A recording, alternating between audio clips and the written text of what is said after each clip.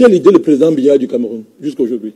Depuis 33 ans que le président Biya est au pouvoir, quelle est l'idée majeure qui ressort de son action politique? L'idée c'est quoi? Pourquoi nous pensons qu'à cette crise-ci, il peut apporter une solution? Il faut qu'on parle.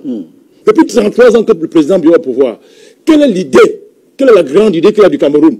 Pour que nous puissions lui dire que non, comme on a eu Moutamba, ça a dit, il peut trouver une solution avec le Cameroun.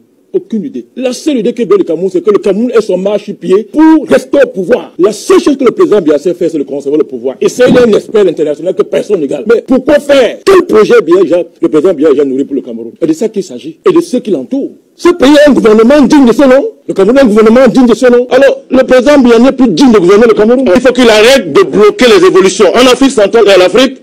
L'heure est arrivée. Il ne faut pas confondre la sagesse des Camerounais avec la lâcheté. Il ne faut pas confondre leur responsabilité civique avec la lâcheté. Le président Biya se prend pour Dieu. Le Cameroun lui appartient. L'heure est arrivée où le Cameroun va le chasser. Le Cameroun va le poursuivre. Et il comprendra que ce pays-là ne lui appartient pas. Mesdames, Messieurs, chers compatriotes et toutes celles de ceux qui me font l'honneur de suivre les actions de SOS Cameroun Solidarity par ma voix, je vous dirai jamais assez merci pour ce que vous nous apportez au quotidien. Sans vous, nous ne sommes rien, nous ne serons jamais rien. C'est pour cela que je manque aucune occasion, ici comme ailleurs, pour vous renouveler nos remerciements.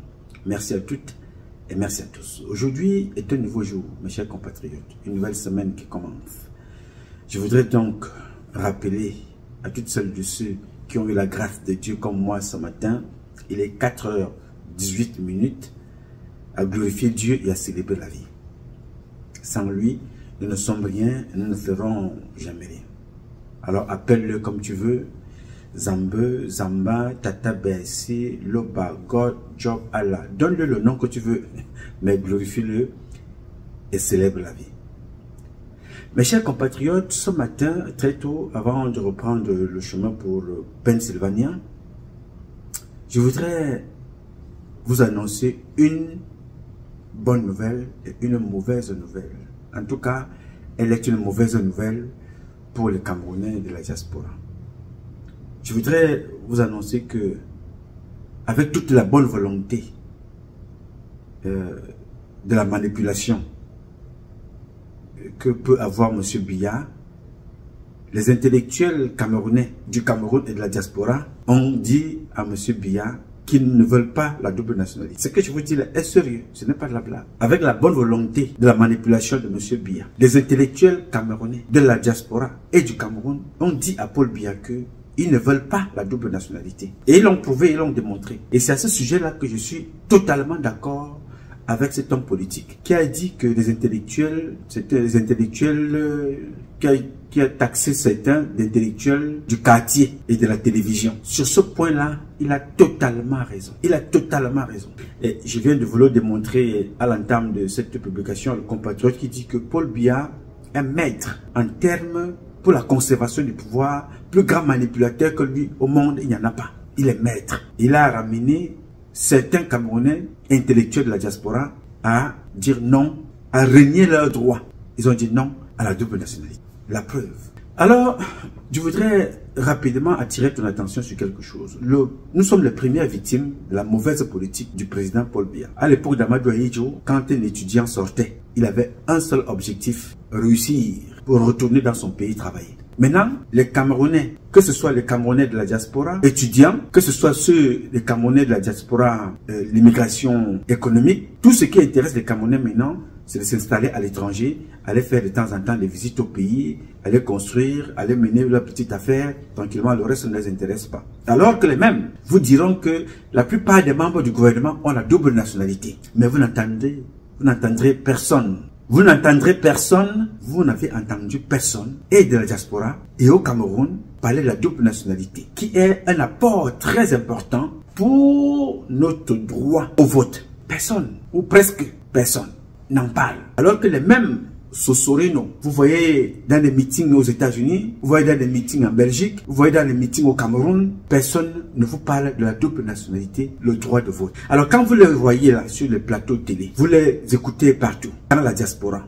en Europe, aux États-Unis. Personne ne parle de son droit. Tout le monde parle parce qu'il veut se faire voir. Alors que ceux-là qui sont des opposants, leurs enfants sont dans la diaspora. D'autres ont la nationalité canadienne, comme moi. D'autres ont la nationalité américaine, comme moi. D'autres ont la nationalité sénégalaise, comme moi. D'autres ont la nationalité française, comme moi. D'autres ont la nationalité allemande, australienne, anglaise, belge, comme moi. Mais personne. Vous avez entendu, personne ne parle de la double nationalité. Alors, quand vous regardez les meetings au Cameroun, les meetings aux États-Unis, ceux qui prennent la parole, c'est qui? C'est souvent ceux-là qui ont la nationalité. Ceux qui demandent les autorisations. Ici, dans notre CCT, régulièrement, quand j'organisais des manifestations, j'envoyais toujours l'un de mes compatriotes américains, un aîné, qui demandait toujours. Pourquoi? Parce que quand il y a un problème, il faut protéger ceux qui n'ont pas de papier. Oui, il faut protéger ceux qui n'ont pas de papier. C'est vrai qu'à l'époque, la carte de résidence n'était pas fragile comme actuellement, que même avec la carte de résidence, on te prend, on te jette chez toi.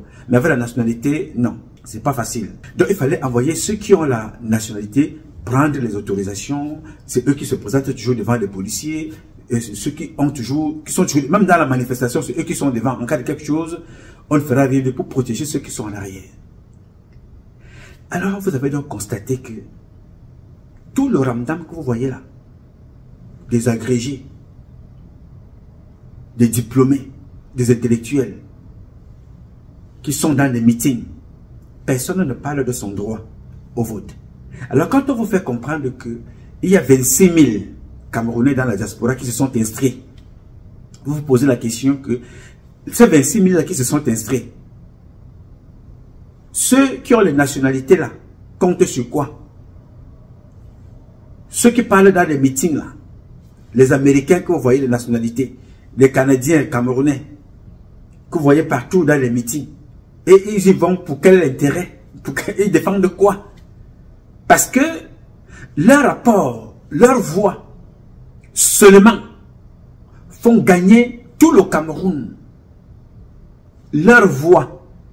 C'est-à-dire que si moi ici, je suis Canadien, je suis Allemand, je suis Français, j'ai le droit de vote, je dois dire à mes parents que pour que nous soyons libres, vous êtes 10 ou 15 là-bas, qui dépendent de moi tout seul. Vous allez voter Jean-Philippe Oudouroussou. Nous tous. Et si les Camerounais sont 26 000 Camerounais et que chacun a 15 personnes de l'autre côté, plus ceux qui sont déjà contre ce régime, ils gagnent les élections. Ils gagnent. Jean-Philippe Oudouroussou gagne les élections avec l'apport de la diaspora. Maintenant, cette diaspora-là a abandonné ses droits pour entrer dans le tribalisme. Tout simplement, pour entrer dans le matu-vu. Je vais vous rappeler une chose que vous avez oublié. Moi, j'étais présent. Nous sommes en 2010. Avant les élections de 2011. Monsieur Biya, chaque année quand il y avait élection, il envoyait une équipe pour endormir les Camerounais. Il faisait le tour, la France, ceux qui sont là en Europe depuis 20 ans. Pour vous confirmer ce que je dis là. Il y avait une équipe qui partait au Canada, qui faisait la France, faisait les États-Unis. J'ai donc participé à l'un des meetings ici. Ce meeting-là a eu lieu en 2010, ma mémoire est bonne. La réunion a eu lieu à la 47e avenue, 47e Street et 2e avenue. C'était à la résidence, l'un des appartements de l'ambassadeur du Cameroun, Thomas Monté, en face des Nations Unies. Et dans cet immeuble-là, cet appartement était donc occupé par les neveux de Biya. Les fils de Hassan Bonivan. Donc c'était Christian Maba et son jeune frère qui s'appelait Biya aussi. Et tous les deux travaillaient à l'ambassade du Cameroun ici à New York. L'un gagnait 1500, l'autre gagnait $2000, mais vivait à l'époque dans un appartement qui coûtait 10 500 à l'époque. Je pense que maintenant, cet appartement-là doit coûter près de 12 000 ou plus par mois, parce que chaque année, les appartements, les locations aux États-Unis augmentent des prix pour ceux qui paient des loyers. Les appartements augmentent. Donc à l'époque, il était 10 500 $ par mois. Et ces deux enfants-là vivaient là-bas. Un gagnait 1500, l'autre 2500 et ils travaillaient tous à l'ambassade du Cameroun. Ça, c'était une parenthèse. Mais à la base, c'est un appartement qui avait été réservé pour l'ambassadeur du Cameroun, quel qu'il soit. En ce moment, il était réservé pour Thomas Monté. Avant, c'était pour Martin Benengue Boutou. C'était un appartement qui est là depuis les années 84. Pas acheté, location. Vous imaginez la perte et la dépense. Parce que l'ambassadeur du Cameroun lui-même vit à New Rochelle. Il a une grande résidence là-bas, parce qu'à l'époque, quand le Cameroun était encore, faisait semblant de quelque chose, il organisait les réceptions de Camerounais là-bas, fête nationale, fête de la jeunesse, des réunions avec la diaspora, c'était chez lui. Une très grande résidence qui peut facilement accueillir 5000 personnes. Une large cour, vraiment bien placée. Ça, c'était une parenthèse. Alors, 47e Street et 2e Avenue, il y a donc cette réunion-là qui a eu lieu là-bas pour parler de la double nationalité et le droit de vote des Camerounais. J'étais présent. Alors, l'un des modérateurs chargé des missions s'appelait, c'était un Fozing. Fozing qui était là. L'ambassadeur Thomas Monte était présent, la diaspora était présente. Il fallait parler de la double nationalité pour le droit de vote en vue des élections à venir. Alors, M. Fozing dit, en venant, nous avons le décret devant sur le bureau du président Paul Biya. Je me suis levé, je lui ai dit que c'était faux. Qu'il disait des contre-vérités. Que tout ce qu'il disait, c'était de la manipulation. Et qu'il n'y aurait jamais le droit de vote de la double nationalité acceptée par Paul Biya. À la fin, à force de faire le ping-pong, lui et moi, monsieur tout le monde m'a dit, bon voilà, nous, on a compris, bon, ok d'accord, passe la parole à quelqu'un d'autre. Alors, c'est pour vous faire comprendre qu'à cette époque-là, on se battait pour quelque chose. On se battait pour un idéal, pour nos droits. Mais aujourd'hui, ceux qui sont là, Paul Biya a compris que les opposants qui travaillent pour lui, il les envoie en mission. Vous voyez qu'il n'y a plus cette mission-là. Je vous assure, demandez aux Camerounais du Canada. Posez la question aux Camerounais de France. Posez la question aux Camerounais des États-Unis qui suivent l'actualité politique de notre pays. C'était ça. Biya, chaque fois qu'il y avait élection, il envoyait la même délégation. Mais maintenant, ce n'est plus les fonctionnaires qu'il envoie, c'est plutôt les opposants qu'il envoie faire le tour. Et ces opposants-là, qu'est-ce qu'ils font? C'est maintenant la campagne pour les opposants qui ne se soucient pas de nos droits. Parce que vous ne verrez pas un opposant venir 7 ans avant. Venez vous poser la question, quels sont vos droits? Quels sont vos besoins? Comment je peux me battre de l'autre côté pour faire asseoir vos besoins et vos revendications? Non. Vous allez les voir comme ça, à moins 2 jours, à moins 1 mois des élections. Vous allez vous dire, non, votez pour moi. Je suis alors que vous ne votez pas. Vous ne votez pas. Quels sont ceux qui votent? Vous avez vu ce qui s'est passé en Suisse la dernière fois. Je vous avais fait voir la vidéo là ici. Les militants de Cabral Libi, eux-mêmes, ils ont fait une vidéo pour dire qu'on les a empêchés de voter, inscrits. Quand tu votes à la main, ça s'est passé en Suisse. L'une de nos compatriotes a fait la vidéo. Tout récemment, vous avez vu vous-même, pour vous faire comprendre que ce sont les opposants qui font maintenant la politique de Paul Biya, dans la manipulation. J'ai vu certains d'entre vous, certains de nos compatriotes, aller à l'ambassade, demander les listes électorales. Demander les listes électorales. Est-ce qu'ils ont eu les listes électorales? Non, pourquoi? Parce que c'est Paul Biya qui décide. Est-ce que vous avez entendu les opposants exiger ça? Non, ils sont en campagne pour leur président. Ils sont en campagne pour M. Biya. Donc ils ne peuvent pas revendiquer, ils ne parlent pas pour vous. Alors on reconnaît les Camerounais quand il faut demander l'argent. Quand vous voyez les opposants faire le tour, c'est l'argent. Quand vous voyez les militants du parti au pouvoir, c'est l'argent. Vous voyez un peu? Et on vous dira que la communauté camerounaise est celle-là, la diaspora camerounaise est celle-là qui envoie plus d'argent au Cameroun à hauteur de 700 milliards chaque année. Et ce qui était chiffre faux. 700 milliards, c'est ce que les envois Western Union, MoneyGram, RIA peuvent vous dire. Mais non, nous sommes à plus d'1,5 milliard. Vous savez pourquoi? Parce que depuis un certain temps, nous avons eu des problèmes avec Western Union. Nous avons des problèmes avec RIA.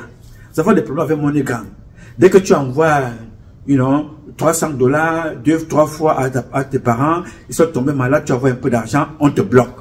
Il faut justifier. Tu fais partie de l'argent où? L'argent a fait comment? Tu as dit, on te bloque. Tu repars à RIA, tu mets la même opération, on te bloque. Tu pars de l'autre côté à MoneyGram, deux temps, 2 mouvements, tu es bloqué. Qu'est-ce que les Camerounais ont développé? Et là, je tire chapeau à mes compatriotes de l'Ouest. Je ne vous dirai jamais assez merci. Je vous dis bravo. Mes compatriotes de l'Ouest, nous ont développé un canal inspiré des Arabes inspiré des Africains de l'Ouest, c'est-à-dire du Sénégal, du Mali et du Burkina. Comment ça fonctionne? Nous avons ici un Malien qui fait ses affaires, qui fait ce business, un Sénégalais qui fait ses business à Adlem. Il a une boutique, donc il fait rentrer beaucoup d'argent parce qu'ils sont très organisés. Alors quand toi tu veux envoyer de l'argent au Sénégal, au lieu d'aller à RIA, Western Union, au MoneyGram, non, toi tu lui déposes les $2000, là, il retient peut-être quelques centimes qu'il retient lui aussi. Il fait payer tes $2000 dans sa boutique qui est de l'autre côté. Il dit voilà, donnez $2000 à Ismaël parce que ici, Omarou a déposé $2000, alors donnez-lui cet argent-là là-bas. Donc, cet argent-là ne traverse pas, ne se retrouve dans aucun réseau en dehors d'échanges téléphoniques. Qu'on peut appeler par téléphone pour éviter le traçage. Voilà, je suis monsieur Djibril, c'est moi qui ai la boutique. Donc, je viens de recevoir tant de temps. Bon, donnez ça, le montant là, à l'autre au Sénégal. Voilà comment on réussit à contourner. C'est-à-dire, si on comptabilise maintenant ce que les Sénégalais ont envoyé, on vous dira les Sénégalais ont envoyé tel montant via Western Union, MoneyGram et RIA. Mais alors que ce montant-là est multiplié par 10, envoyé par le canal que je viens de vous dire. Alors, chez nous au Cameroun, les seules et uniques personnes, alors je me tire chapeau pour la deuxième fois, qui ont développé par leur crédibilité économique, ce sont mes compatriotes de l'Ouest. C'est-à-dire, si je veux envoyer maintenant l'argent à mes parents, je ne partirai plus à Western Union, jamais. Je n'irai plus à MoneyGram, c'est pas possible. Je n'irai plus à RIA, je n'y vais pas. Mais il y a un Camerounais ici, ils sont nombreux, une Camerounaise, les Camerounais et les Camerounaises qui y sont. Mais je m'en vais là-bas, je les dépose les $200 ou à travers mon téléphone, je les envoie les $200, je dis ok, envoie ça là-bas à mes parents. Lui, comme lui il a son compte là-bas, il a son business là-bas au pays. J'appelle les parents, je dis allez à tel endroit, donnez tel numéro, vous récupérez là-bas. Alors, quand on vous dit que les Camerounais ont envoyé autant d'argent au Cameroun, des centaines de millions de dollars, nous sommes à plus du milliard par an, par ce canal-là. Donc, les Camerounais de la diaspora, ceux qui ont des papiers, ceux qui n'ont pas de papiers, ceux qui sont américains, ceux qui ne sont pas américains, que ce soit même certains Américains, certains Français qui ont épousé des couples, mais l'argent, c'est des sommes, colossales qui y vont. Donc c'est une économie très importante, mais qui manque d'organisation. Vous voyez un peu? Donc nos compatriotes de l'Ouest ont réussi parce qu'il ne faut pas faire ce business-là avec les petits. Je vous assure. J'ai essayé. Il y a un qui m'a dit qu'il a ouvert une banque. J'ai fait une opération. Non, bon, on va. Tu as dit tu as envoyé à quelle heure? Bon, attends, je vais d'abord voir ça fait 9 jours pour rentrer en possession de ce que j'ai envoyé. 9 jours. J'ai dit non. Et finalement, ce n'est même pas parti. On était obligé de faire le retrait de ce qui a été déposé. Mais avec mes compatriotes de l'Ouest, tu déposes, mon cher ami, et tu as déposé à la banque, il a reçu, envoie la personne. C'est exactement, c'est du tic au tac. Tu n'entends pas que non, j'ai d'abord fait ceci. S'il n'a pas, il te dira qu'il n'en a pas. Ils ont développé une crédibilité qui nous a fait. Ça, c'est l'une des choses que ces gars ont mis sur pied sans pareil. Enfin, sans pareil, je parle du Cameroun parce que ça existait déjà. Ils se sont inspirés des Arabes, qui nous sommes inspirés de l'Afrique de l'Ouest. Inspirons-nous de ce que font les autres et capitalisons. Et c'est bon, et ça marche. Aujourd'hui, de pas vous dire, vraiment, ça fait la fierté. Parce qu'il y a trop de contrôle dans ce que nous envoyons. Ils ont donc développé ça. Mais de l'autre côté, quand tu vois donc que ce qui nous fait notre apport personnel, la double nationalité, aucun intellectuel de pacotille n'en parle. Personne. Mais c'est les mêmes qui vont pleurer. Vous faire comprendre que non, Paul Biya est français, sa femme est française, les enfants sont suisses français, les enfants sont ceci, tel a fait ceci, tel a fait cela, le footballeur est français, l'autre footballeur aussi est français, ils vont voter, ils vont marcher et tout ça. Mais vous, qui avez le pouvoir donc de peser, Qu'est-ce que l'homme politique du parti au pouvoir vient vous dire? Biya n'a respecté aucun contrat avec vous. Les Camerounais aujourd'hui diplômés, ils restent ici. Sans diplômés, ils restent là. Alors que son but était d'aller travailler dans son pays et donner le meilleur de lui-même. Nous sommes les plus rackettés à l'aéroport, nous sommes les plus rackettés à la douane, nous sommes les plus rackettés partout. Maintenant, si tu parles mal, tu dis n'importe quoi, tac, directement, on t'arrête à l'aéroport, on confesse ton passeport, tu vas d'abord payer de l'argent. C'est toujours nous les victimes, mais personne ne se lève pour dire, ok les gars, il va falloir qu'on pèse l'eau. Ces opposants qui viennent là, ils étaient où depuis 7 ans? Ils s'occupent de nous? Non. Ils savent ceux de d'autres qui sont en prison? Non. Qui parle de nos compatriotes qui sont en prison ici? Qui parle de nos compatriotes qui n'ont pas de papier? Personne. Donc les aventuriers politiques ou bien ces opposants politiques et ces membres du pouvoir qui courent partout ont réussi à faire croire aux intellectuels des plateaux et du quartier qu'il faut faire campagne pour M. Biya. Comme vous voyez là, aujourd'hui, la double nationalité est passée au calendrier. En France, en Europe, quand un opposant va rencontrer des étudiants, les étudiants lui donnent leur carnet de route. Tu veux qu'on te soutienne, donne-nous ta garantie que si tu es élu, tu vas respecter ça. Il prend un engagement écrit. L'engagement écrit des intellectuels de pacotille et de merde, je vais le dire autrement, de certains intellectuels, parce qu'il ne faut pas mettre tout le monde dans le même sac, certains intellectuels camerounais de pacotille et de merde vont s'asseoir. Tout ce qui reste à faire, c'est de mal parler de leurs propres frères qui dénoncent leurs conditions de vie. Comme disait d'ailleurs mon frère Bruno Tagne, que je salue depuis le Canada. Alors, vous verrez que les gars ont abandonné leurs droits pour faire campagne pour Paul Biya. Nous manifestons. On se retrouve, on te dit que non. Dans la manifestation qui a eu lieu à New York, il y a eu 300 000 Camerounais qui étaient là. 500 000 Camerounais qui étaient lors de ce meeting de campagne à New York. Mais 500 000 Camerounais, on te dit que non, il y a 26 000 inscrits. 500 000 Camerounais, il y a 26 000 inscrits. Mais tous les Camerounais que vous avez vus là, qui prennent la parole, oui, Paul Biya est un tueur, Paul Biya a fait ceci, Paul Biya a fait cela. Bon, quand il a fini de vociférer, de raconter sa vie, il rentre chez lui à la maison, commencer à ça. Oui, papa, tu sais que je ne peux pas venir là-bas. Moi, tu connais que Paul Biya, vraiment, si j'arrive là-bas, bon, je suis français, donc tu connais qu'il faut prendre le visa, on ne peut pas me donner le visa à l'ambassade. On ne peut pas me donner le visa. N'est-ce pas? Tout ce que je dois faire maintenant, c'est vraiment, mon passeport me sert seulement à me déplacer, aller en Afrique, un peu partout, ou alors faire venir papa, faire venir maman. C'est à ça que ça sert maintenant. Oui, c'est à ça que ça sert. Je ne peux rien faire. Tu sais que vraiment, je ne peux pas voyager pour venir là-bas. Le visa, on ne me donnera pas. Mes enfants, je ne sais pas comment je vais faire. Ils sont nés ici. Je ne sais pas si la double nationalité, est-ce que mes enfants qui sont nés ici, qu'est-ce qu'il faut faire? Non. Mais Nouma, Patrice Freeman, qui a mis tout ça dans son programme, qui dit, les gars, il faut que toi, intellectuel, toi, travailleur, toi, sans papier, toi, avec papier, quand tu auras les papiers, ou comme tu n'as pas encore les papiers, mais voici notre position pour les prochaines générations. Battons-nous pour que ce monsieur-ci là accepte la double nationalité. Battons-nous pour mettre la pression, ou alors il n'y a pas élection. Si nous voulons compter, on compte avec nous ou sans nous. Nous sommes donc 300 000, 500 000 à aller manifester. Et on te dit que non, il y a 20 inscrits. Il y a 26 inscrits, il y a 26 000, il y a 25 000 inscrits.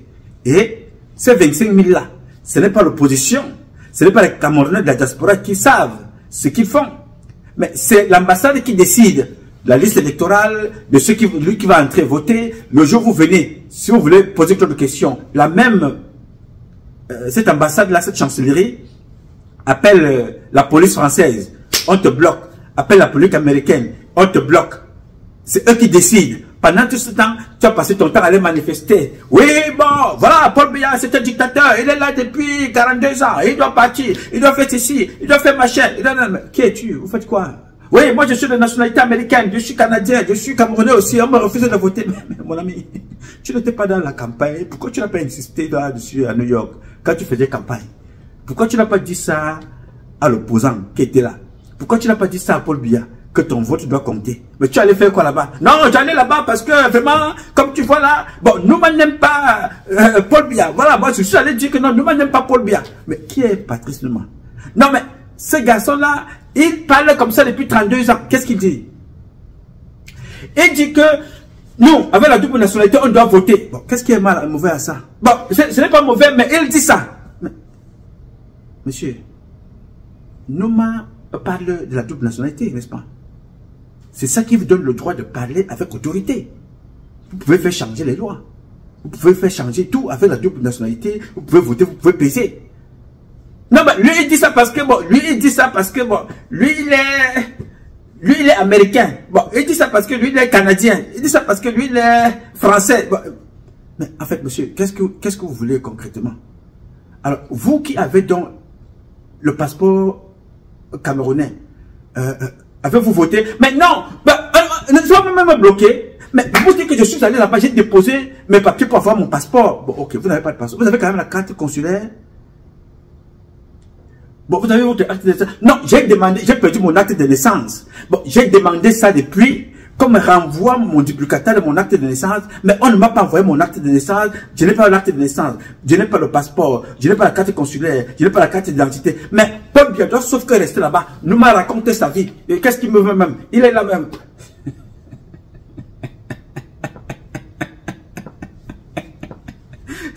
Ce comportement théâtral, que je théâtralise comme ça, c'est le même comportement avec tous ceux que vous voyez là. Ceux qui ont des papiers, ceux qui n'ont pas de papiers. Non, ils ne peuvent pas voter. Ils ne peuvent pas s'inscrire parce que c'est tout. Ce qu'ils veulent, tout ce qu'ils veulent, c'est Biya qui décide. Tu te poses dans la question, si tu me demandais d'aller manifester. Non, je préfère aller manifester tout seul, comme je l'ai fait pour l'ambassade du Cameroun, ça a plus d'impact. Parce que je sais ce que je veux. Et je vous l'ai dit depuis très longtemps. Quand vous faites quelque chose, faites d'abord en vous basant sur vous. Vous-même. Et vous savez automatiquement que l'acte que vous posez impacte au moins une personne. Dans la société, il y a une personne qui est dans votre condition. Il y a une personne quelque part qui se reconnaîtra dans l'acte que vous posez. Donc, je n'ai besoin de personne. Pour aller manifester, pour qu'on renouvelle l'ambassade que vous voyez là. Washington DC, l'ambassade du Cameroun porte l'empreinte d'un homme, s'appelle Numa Patrice Freeman. C'est moi qui ai entraîné mes compatriotes là-bas. Allons manifester. Allons veiller. Allons manifester là-bas. 3 semaines, je dors là-bas. Ça a changé pour moi. Pourquoi? Parce que je vois que les Camerounais peuvent au moins entrer là-bas, demander des visas pour aller au Cameroun. Parce que c'était programmé pour vendre cet emplacement. Je me suis donc battu. Je n'ai eu besoin de personne. Ceux qui se reconnaissaient dans le combat ont rejoint. Ça m'a fait plaisir. Nous avons donc gagné quelque chose. Notre ambassade est là, en face de l'ambassade de Côte d'Ivoire. Alors vous voyez donc que nos parents qui luttaient pour le multipartisme, nos parents qui luttaient pour la constitution, se battaient pour quelque chose. Cette génération-ci se bat pour quoi? Elle se bat pour s'auto-détruire entre eux. Tu vois un intellectuel qui s'assoit, qui gesticule, et parle, et raconte sa vie. Au Cameroun, sur un plateau de télé, c'est pour détruire son frère. Il ne parle pas pour ses intérêts. Il va parler pour critiquer son frère qui se bat. Pour lui, avec le passeport français, depuis qu'il parle, il ne pourra plus partir au Cameroun. Avec le passeport américain, il ne pourra plus aller aussi longtemps que Biya sera là. Mais il ne va pas se battre pour sa double nationalité, son droit de vote. Pour aller servir dans son pays. Non, il va plutôt s'asseoir pour insulter une autre qui est en Suisse, pour insulter une autre qui est en Allemagne, pour surtout insulter. Entre-temps, Paul Biya est content. Parce que ses opposants qu'il a envoyés en mission font du bon boulot. Cet opposant-là ne se battrait pas pour vous, pour la double nationalité, il ne se battrait pas pour vous, pour vos droits, il ne se battrait pas pour vous, pour être arrêté d'être persécuté. Alors que si vous étiez, la diaspora camerounaise avait ses élus au Parlement, ils peuvent peser sur nous, arrêter de nous raqueter, une loi passe. Nous ne sommes représentés nulle part. Le seul moment où tu verras les intellectuels, les artistes, les charlatans, c'est sur des meetings pour lesquels ils n'ont aucun impact et qui n'apportent rien à la campagne. En tout cas, pour notre intérêt. Mais ça apporte tout. aux opposants, aux partis au pouvoir, à leurs enfants. Mais nous sommes, on va crier pour montrer que non, je suis passé devant un podium, sur un podium, j'ai raconté ma vie, je suis en train de parler, vous m'avez entendu, j'étais là. Pour quel intérêt? Quel est mon intérêt? Mon intérêt, c'est que ma voix compte en tant qu'électeur, ma voix compte en tant que citoyen. Alors, comme j'ai la double nationalité, il faut automatiquement qu'elle soit acceptée comme celle de toutes celles de ceux qui sont au Cameroun. Pour cela, je vais me battre pour ça. Juste pour ça, je vais me battre. Les femmes se sont battues pour les droits de vote. En France, les gens se sont battus. Mais nous autres, qu'est-ce qu'on fait? On se bat pour l'aristocratie. On se bat pour se détruire. Voilà notre petit niveau. J'ai donc voulu échanger avec vous pour vous dire que la malhonnêteté et la manipulation de M. Biya a trouvé un écho par ses opposants de pacotille avec la contribution des faux intellectuels, des plateaux de télé et du quartier, comme l'a dit notre frère opposant. Vous l'avez suivi. J'ai beaucoup apprécié. Sur ce coup-là, je suis d'accord avec lui. Et vous les voyez tous les jours. Vous allez donc écouter ce qu'ils vont dire bientôt. J'ai voulu partager avec vous et vous dire, ne vous découragez pas. Le Cameroun ne changera. Aucune condition n'est éternelle. Aucune. Paul Biya partira, le Cameroun ne changera. Et ceux-là qui font ce jeu-là, on ne saura comment répondre à le moment venu. Alors, j'ai dit, ce combat continue parce que le Cameroun nouveau est possible. Chacun dans son domaine respectif. Nous redonnerons ensemble à notre pays ses lettres de noblesse et nous ferons de ce pays la capitale du paradis sur terre. Je compte sur vous. Vous pouvez compter sur moi. Aussi longtemps que Dieu me donnera la vie, je ferai ma partition et je la jouerai très bien. Je m'appelle Nouma Patrice Freeman. Je réponds au 001 551 666 1027. I love you, but God love you more. Thank you.